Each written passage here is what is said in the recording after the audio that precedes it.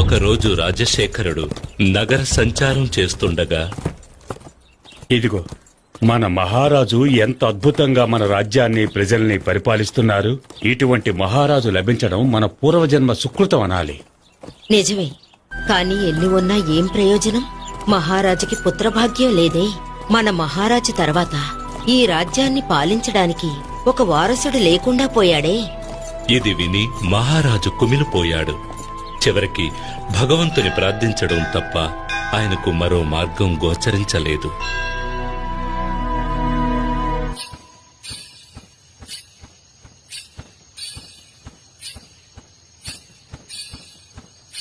అదే సమయంలో మహారాజుకి సంతానం లేనందుకు సంతోషంలో తేలిపోతున్న ఒక జీవి కూడా అదే రాజభవనంలో ఉన్నాడు.